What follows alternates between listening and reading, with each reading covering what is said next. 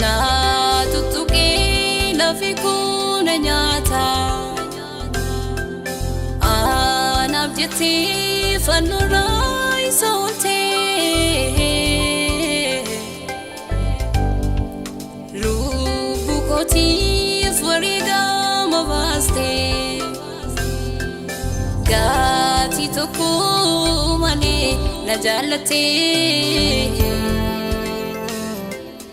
gaatii tokko malee na jaallattee gaatii tokko malee na jaallattee mudaa hundumaa naaf dhoksitee na dandeessita na dandeessita na dandeessita na dandeessita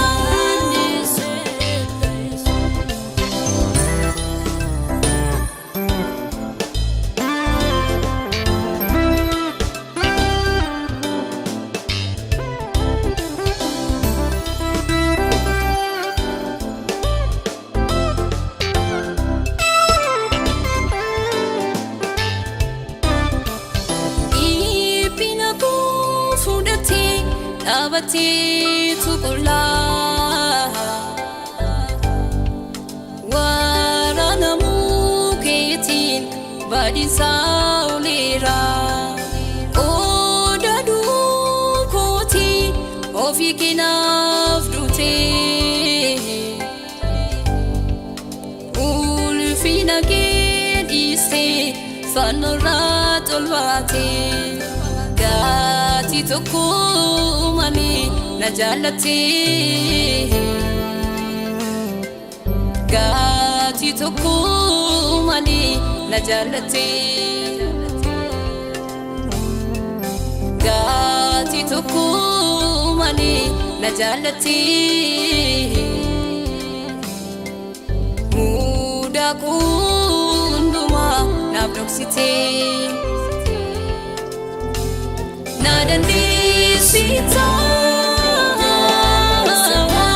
na dandeessita na dandeessita na dandeessita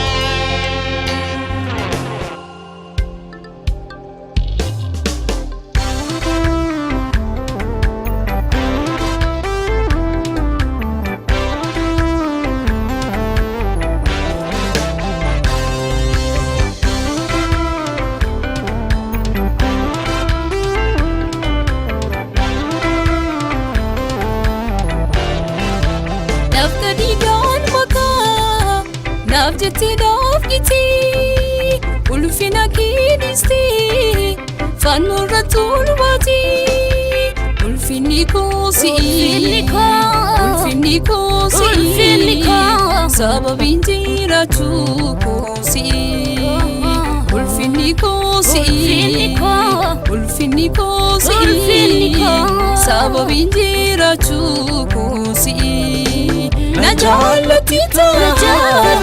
anaaf ofii kuusamee na jaallattita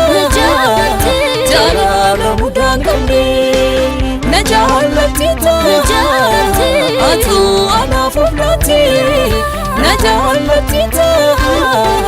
gatii dhiigaan na bittee na jaallattita Yesuus ko na jaallattita